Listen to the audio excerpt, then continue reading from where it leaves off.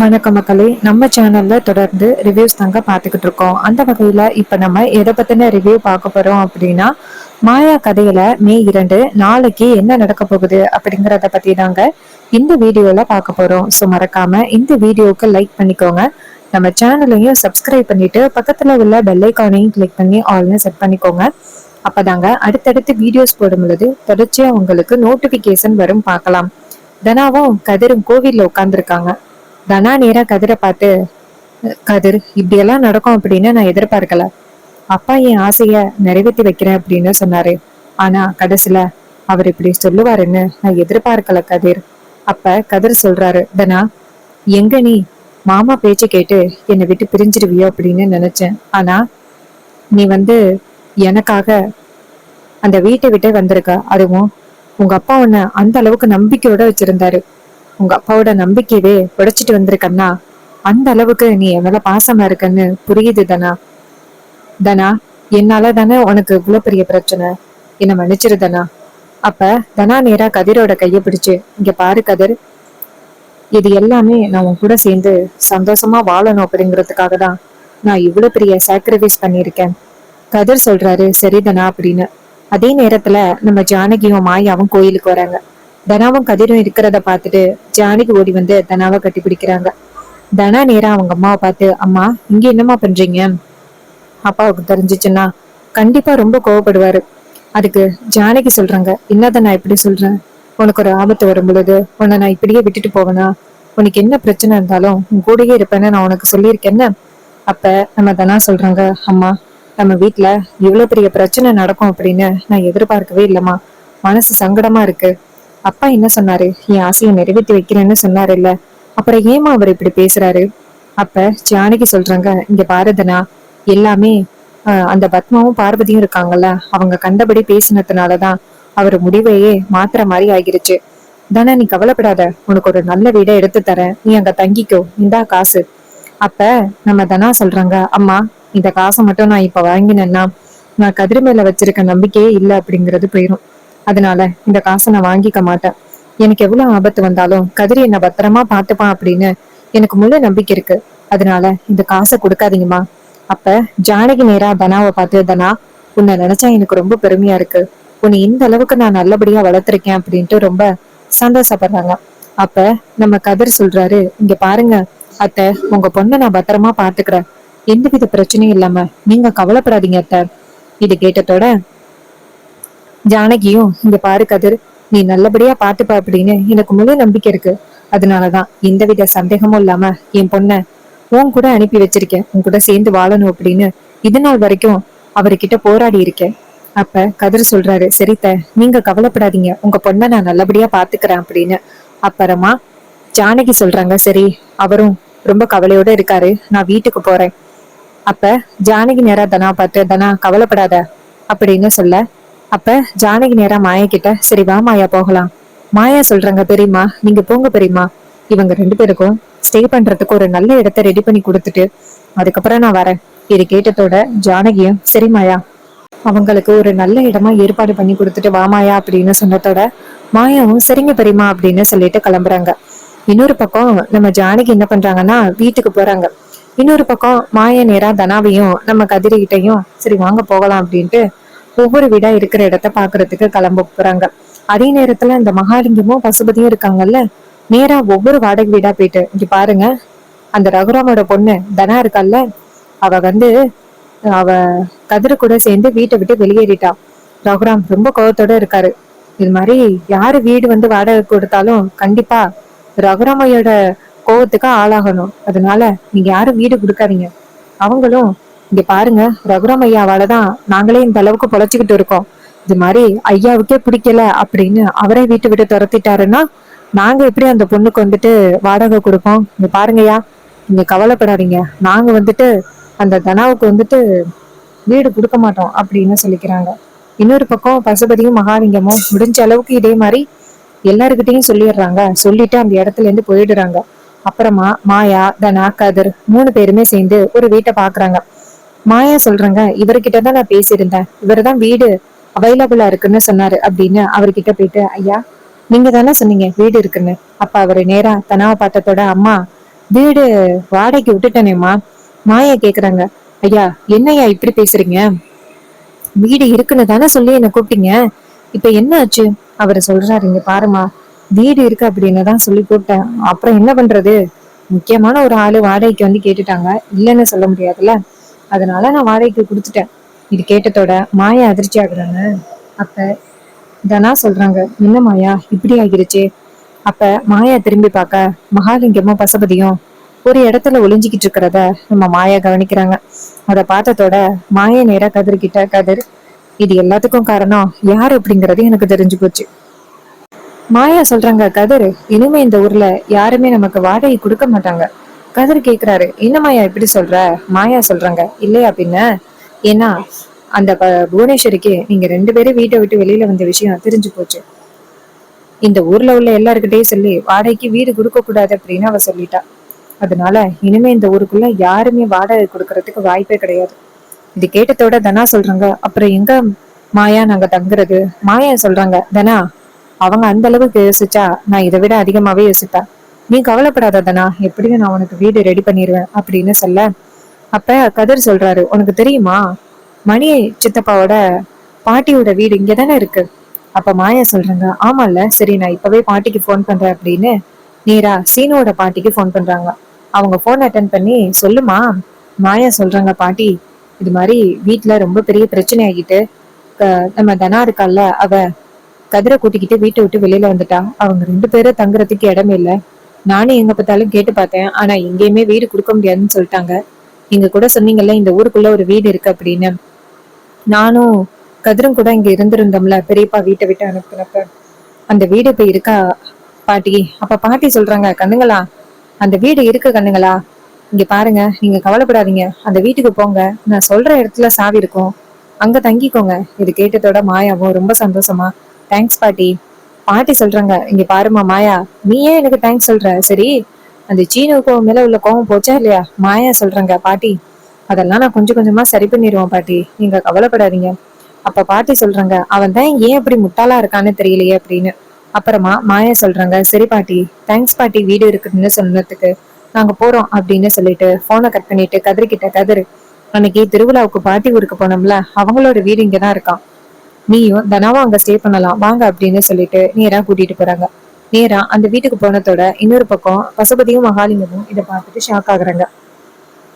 மகாலிங்க கேக்குறாரு, என்ன இது, அவங்க 2 பேருக்கும் வீடே கிடைக்காது அப்படின்னு சொன்னீங்க, அதான் சூப்பரான ஒரு ஊடு ஊடு கிடைச்சிருச்சு. பசுபதி சொல்றாரு, இது எல்லாம் அந்த மணி இருக்கான்னா அவனோட அம்மாவோட வேலை. அவன் அம்மா வீடு இங்கதான் இருந்துச்சு. போன் பண்ணி மாயா கேட்டிருப்பா போல. நம்ம நினைச்ச மாதிரி அவ சாதாரண ஆள் கிடையாது ச்சே அப்படின்னு சொல்லிட்டு கோவமா போறாங்க. இங்க போனதோட நம்ம புவனேஸ்வரி இருக்காங்கல்ல, அவங்க கார்த்தி கிட்ட போன் பண்ணி பேசிக்கிட்டு இருக்காங்க. கார்த்தி பேசிக்கிட்டு இருக்காரு, எப்படி இருக்கீங்க? புவனேஸ்வரி சொல்றாங்க, கார்த்தி, அதெல்லாம் நான் நல்லா தாண்டா இருக்கேன், அங்க எப்படி இருக்கு? அப்ப கார்த்தி சொல்றாரு, அத்தை, ஒரே ரூம்ல அடைச்சு கிடக்குறதுக்கு ரொம்ப கஷ்டமா தான் இருக்கு, என்ன பண்றது, எல்லாமே உங்களுக்காக தான் சாக்ரிஃபைஸ் பண்ணிக்கிட்டு இருக்கேன். அப்ப புவனேஸ்வரி சொல்றாங்க, இங்க பாரு கார்த்தி, இன்னும் கொஞ்ச நாள் தான், அந்த ஜானகியை கைது பண்ணி கூட்டிட்டு போயிட்டா, அதுக்கப்புறம் அந்த ரகுராமோட குடும்பமே சுக்குநூறா உடைஞ்சு போயிடும். உனக்கு ஒண்ணு தெரியுமா, அந்த தனா இருக்கால, கதிர் கூட தான் சேர்ந்து வாழ்க அப்படின்னு சொல்லிட்டு வீட்டை விட்டு வெளியில வந்துட்டாலாம். இது கேட்டதோட அந்த கார்த்தி அதிர்ச்சி ஆகுறாரு, என்ன, அந்த கதிர் கூட வெளியில வந்துட்டாளா? அப்ப அவ என்ன கதிர் காதலிக்கிறாளா? அதுக்கு புவனேஸ்வரி சொல்றாங்க, டேய், அத பத்தி நீ ஏன்டா கவலைப்படுற, அவ கெடு கெட்டு போனா நமக்கு என்ன? அதுக்கு கார்த்தி சொல்றாரு, என்ன அத்தை இப்படி பேசுறீங்க, என் கூட அவளை சேர்த்து வைக்கிறேன் அப்படின்னு சொன்னீங்கல்ல, இந்த தனாவை எனக்கு கல்யாணம் பண்ணி வைக்கிறேன்னு சொல்லிட்டு இப்ப என்னத்தை இப்படி பேசுறீங்க? அதுக்கு புவனேஸ்வரி சொல்றாங்க, டேய், உனக்கு ஊர் உலகத்துல பொண்ணே இல்லையாடா, அவதான் என்னமோ பெரிய அழகி மாதிரி அவ பின்னாடியே தெரிஞ்சுக்கிட்டு இருக்க. அப்ப கார்த்தி சொல்றாரு, அத்தை, உங்களுக்கு தெரியாது அத்தை, நீங்க எனக்கு வந்து தனாவை எனக்கு கல்யாணம் பண்ணி வச்சே ஆகணும். அப்ப புவனேஸ்வரி சொல்றாங்க, இங்க பாரு கார்த்தி, இரு. அதே நேரத்துல புவனேஸ்வரியும் பேசிக்கிட்டு இருக்கும் பொழுது பசுபதியும் மகாலிங்கமும் வராங்க. அப்ப புவனேஸ்வரி அவங்கள பார்த்து, என்னாச்சு, அந்த தனாவுக்கும் கதிருக்கும் வீடு கிடைக்கல இல்ல, நடு ரோட்ல தானே நிக்கிறாங்க. அப்ப மகாலிங்கம் சொல்றாரு, இங்க பாருங்கம்மா, அந்த மாயாவோட பாட்டி, அந்த சீனோட பாட்டி இருக்கால்ல, அவ வீடு அலாட் பண்ணி கொடுத்துட்டா, அவங்க 2 பேரும் அந்த வீட்டுக்கு தான் போயிருக்காங்க. இது கேட்டதோட புவனேஸ்வரி அதிர்ச்சி ஆகுறாங்க. அவங்க 2 பேருக்கும் வீடு கிடைக்காது அப்படின்னு நினைச்சேன். சரி இருக்கட்டும், அவங்க 2 பேரும் வீட்டை விட்டு வெளியில வந்துட்டாங்கல்ல, அதை வச்சே பிரச்சனை உண்டாக்கலாம் அப்படின்னு. அப்பதான் கார்த்தி இதையெல்லாம் கேட்டாரு. கேட்டதோட கார்த்திக்கு செம்ம சந்தோஷம்.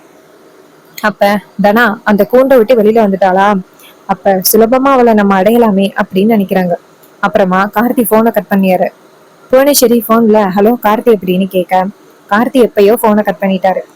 அப்பதான் மகாலிங்க கேக்குறாரு, யாரு போன்ல? புவனேஸ்வரி சொல்றாங்க, கார்த்தி தான் இவ்வளவு நேரம் பேசினான். அப்ப மகாலிங்க சொல்றாரு, சரி சரி அப்படின்னு சொல்ல, அப்ப புவனேஸ்வரி சொல்றாங்க, இன்னும் கார்த்தி உயிரோட இருக்கிற விஷயம் யாருக்கும் தெரியாது. அந்த குருவரனும் கார்த்தி உயிரோட இருக்கானா அப்படின்னு எங்க பார்த்தாலும் தேடி களைச்சு போயிட்டான். கண்டிப்பா கார்த்தி உயிரோட இருக்கிற விஷயம் யாருக்கும் தெரிய போறது கிடையாது. ஜானகி இன்னும் 2-3 நாளையில போலீஸ் கைது பண்ணிடுவாங்க. அந்த தனாவும் வீட்டை விட்டு போயிட்டா. அந்த ரகுராமோட குடும்பமே சுக்குநூறா போறத பார்த்து எனக்கு ரொம்ப சந்தோஷமா இருக்கு அப்படின்னு புவனேஸ்வரி சொல்றாங்க. பசுபதி சொல்றாரு, எத்தனை வருஷ கனவு அந்த ரகுராமோட குடும்பம் இந்த மாதிரி சுக்குநூறா உடையணும்னு, பார்க்கவே எனக்கு கண்கொள்ளா காட்சியா இருக்கே. புவனேஸ்வரி சொல்றாங்க, அண்ணா இன்னும் நம்ம பிளான் ஒர்க் அவுட் ஆகல. இன்னும் அந்த ஜானகிய போலீஸ் கைது பண்ணல. அப்ப பசுபதி சொல்றாரு, இங்க பாருமா, எப்படியும் கார்த்தி இருக்கிற இடம் யாருக்கும் தெரிய போறது கிடையாது. கண்டிப்பா நம்ம பிளான் ஒர்க் அவுட் ஆகும், நீ கவலைப்படாத. இது கேட்டதோட புவனேஸ்வரியும் ஆமாண்ணா அப்படிங்கிறாங்க. இன்னொரு பக்கம் மகாலிங்கம் சொல்றாரு, ஒரு நிமிஷம் பொறுங்க, மாயான்னு ஒருத்தி இருக்கால, அவ எல்லாத்தையும் சுலபமா கண்டுபிடிச்சிருவா. புவனேஸ்வரி சொல்றாங்க, அவ கண்டுபிடிக்கிறதா இருந்தா இன்னொரு கண்டுபிடிச்சிருக்கணும்ல அப்படின்னு சொல்லி பேசிக்கிட்டு இருக்காங்க. அப்புறமா கார்த்திய காமிக்கிறாங்க. ஓ, அப்ப தனாவும் அந்த கதிரும் சேர்ந்து தனியா ஒரு வீட்டுல தங்கியிருக்காங்களா? கதிர் எங்கேயும் போகாமையா இருப்பான். அந்த நேரத்துல நம்ம தனாவை அடைஞ்சிடலாமே அப்படின்னு நினைக்கிறாரு. அப்ப கார்த்தி என்ன பண்றாருன்னா, அந்த ரெசார்ட் இருக்குல்ல அதை விட்டுட்டு ஒரு தலையில கேப்பும் முகத்துல கர்ச்சிப்பும் கட்டிக்கிட்டு வெளியில வராரு. மேனேஜரை டக்குன்னு கார்த்தியை நிப்பாட்டி, இங்க பாருங்க, எங்க போறீங்க? நீங்க எங்கேயும் போக கூடாது அப்படின்னு மேடம் சொல்லியிருக்காங்க. கார்த்தி சொல்றாரு, இங்க பாரு, நான் இப்படியே ரூமுக்குள்ளேயே அடைஞ்சு கிடக்குறதுக்கு எனக்கு ரொம்ப போர் அடிக்குது. இங்க பாரு, அத்தை போன் பண்ணி கேட்டா இங்கதான் இருக்கேன் அப்படின்னு சொல்லிரு அப்படின்னு. அதுக்கு மேனேஜர் சொல்றாரு, இங்க பாருங்க சார், நீங்க மாட்டினா நானும் மாட்டின மாதிரிதான். கார்த்தி சொல்றாரு, உனக்கு எவ்வளவு பணம் வேணும்டா அப்படின்னு சொன்னதோட மேனேஜர் சொல்றாரு, சரிங்க சார், நீங்க போயிட்டு யாருக்கும் தெரியாம வந்துட்டாலே எனக்கு போதும். உங்க அத்தைக்கு மட்டும் தெரியாம பாத்துக்கோங்க. உங்களை வெளியில விட்டேன் அப்படின்னு தெரிஞ்சிச்சுன்னா அவங்க என் வேலைக்கே வெயிட் வச்சிருவாங்க. கார்த்தி சொல்றாரு, அதெல்லாம் எதுவும் நடக்காது, இரு, நான் இன்னும் 5 மணி நேரத்துல வந்துடுறேன் அப்படின்ட்டு கார்த்தி இங்க இருந்து போறாரு. இன்னொரு பக்கம் மறுநாள் காலை நம்ம கதிருக்கு போன் வருது. கதிர் போனை பார்த்துட்டு தனா கிட்ட, தனா நான் ஒரு இடத்துல வேலைக்கு சேர்ந்திருக்கேன்ல, அங்கே இதுதான் போன் பண்றாங்க. தனா சொல்றாங்க, நீ போயிட்டு வா கதிர். அப்ப கதிர் சொல்றாரு, இல்ல தனா, உன்னை எப்படி தனியா விட்டுட்டு போறது?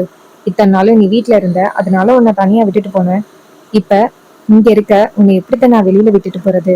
அப்ப தனா சொல்றாங்க, இங்க பாரு கதிர், நம்ம 2 பேரும் தான் இனிமே நீ சம்பாரிச்சாதான் இந்த வீட்டுல ஒருவேளை சோறு சாப்பிடலாம். நீ போ கதிர், நான் என்ன சமாளிச்சுக்கிறேன். இது கேட்டதோட கதிரும் சரி தனா அப்படின்னு சொல்லிட்டு வேலைக்கு போறாரு. இன்னொரு பக்கம் தனா மட்டும் வீட்டுல இருக்காங்க. இன்னொரு பக்கம் தனா வீட்டுல இருக்கும் பொழுது வெளியில கதவை தட்டுற சத்தம் கேக்குது. இன்னொரு பக்கம் கார்த்தி தான் கதவை தட்டுறாரு. தனா நினைக்கிறாங்க, அதுக்குள்ளேயுமா கதிர் வந்துட்டான், இதுக்காக கதிர் திரும்ப வந்துட்டான் அப்படின்னு போயிட்டு கதவை திறக்கிறாங்க. பார்த்தா யாரோ கோச்சு கட்டிக்கிட்டே நிக்கிறாங்க. அப்ப தனா கேக்குறாங்க, யாரு சார் நீங்க, எதுக்கு இங்க வந்திருக்கீங்க, என்ன வேணும் உங்களுக்கு? அப்ப கார்த்தி டக்குன்னு உள்ளார கதவை சாத்துறாரு. கார்த்திய பார்த்ததோட தனாவுக்கு செம்ம ஷாக்கு. யார் நீ அப்படின்னு. அப்ப கார்த்தி முகத்துல கட்டி இருக்கிற கர்ச்சிஃப் எடுத்துட்டு தலையில போட்டிருக்க கேப் எடுத்துட்டு நேரா தனாவை பார்த்து, ஹாய் தனா, எப்படி இருக்க? அப்ப தனா கார்த்திய பார்த்ததோட செம்ம ஷாக் ஆகுறாங்க. தனா கேக்குறாங்க, ஏய் நீ இங்க என்ன பண்ற? நீ உயிரோட இருக்கிறன்னு எல்லாருக்குமே தெரிஞ்சு போச்சு, உன்னை சும்மா விட மாட்டாங்க.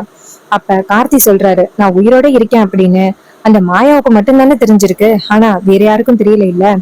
அப்ப தனா சொல்றாங்க, இங்க பாரு, உன்னை இப்பவே நான் போலீஸ்ல பிடிச்சு கொடுக்குறேன் அப்படின்ட்டு தனா போயிட்டு போன் எடுக்க போறாங்க.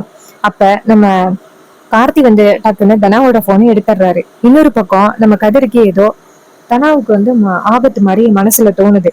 அப்ப கதிர நினைக்கிறாரு, நம்ம தனா வேற வீட்டுல விட்டுட்டு வந்திருக்கோம், அந்த கார்த்தி வேற வெளியில தான் சுத்திக்கிட்டு இருக்கான், அதனால நம்மளுக்கு கொஞ்சம் கவலையா இருக்கே, சரி தனாவுக்கு போன் பண்ணி பார்ப்போம் அப்படின்னு கதிர நேரா தனாவுக்கு போன் பண்றாரு. தனாவோட போன் ரிங் ஆகுதே தவிர்த்து தனாவோட போன் எடுக்கல. அப்ப கதிருக்கு சந்தேகம் வலுக்குது, எதுக்காக தனா போன் எடுக்கல? தனா கிட்ட சொல்லிட்டு வந்தேன்னு எமர்ஜென்சியா போனை எடுத்துடணும், போனை எடுக்காம இருக்க கூடாதுன்னு சொல்லிட்டு வந்தேன், ஆனா தனா போனை எடுக்கவே இல்லை. அப்ப ஏதோ ஆபத்தா இருக்கும் போல அப்படின்னு கதிரு நேரா அந்த முதலாளி கிட்ட போயிட்டு, ஐயா இது மாதிரி என் பொண்டாட்டிய தனியா வீட்டுல விட்டுட்டு வந்திருக்கேன். போன் அடிக்கிறேன், அவ இருக்கவே மாட்டேங்கிறா. எனக்கு என்னமோ அவளுக்கு ஆபத்து மாதிரியே தோணுது. நான் போயிட்டு என் ஒய்ஃபை பாத்துட்டு வந்துடவா? அவர் சொல்றாரு, சரி தம்பி போயிட்டு வா. கதிரும் சரி அப்படின்னு சொல்லிட்டு நேரா வீட்டு பக்கம் வராரு. இன்னொரு பக்கம் கார்த்தி நேரா தனாவை பார்த்து, என்ன தனா, என்னை எந்த அளவுக்கு நீ உயிருக்கு உயிரா காதலிச்ச? நீ தானே ஃபர்ஸ்ட் என்கிட்ட வந்து ப்ரப்போஸ் பண்ண. நான் ஃபர்ஸ்டே வேண்டான்னு சொன்னேன். ஆனா நீதான் நீங்க எல்லாமே என்னால வாழ முடியாது அப்படி இப்படின்னு சொல்லிட்டு இப்ப திடீர்னு கதிர் தான் உன் புருஷன் அப்படின்னு சொல்லிக்கிட்டு இருக்காமே. எந்த எண்ணத்துல நீ இப்படி சொல்லிக்கிட்டு இருக்க? என்ன சுத்தமா மறந்துட்டியா? அப்ப நான் உனக்கு முக்கியமே இல்ல, என்ன நீ காதலிக்கவே இல்லை அப்படித்தானே? அதுக்கு தனா சொல்றாங்க, காதலிச்சேன்.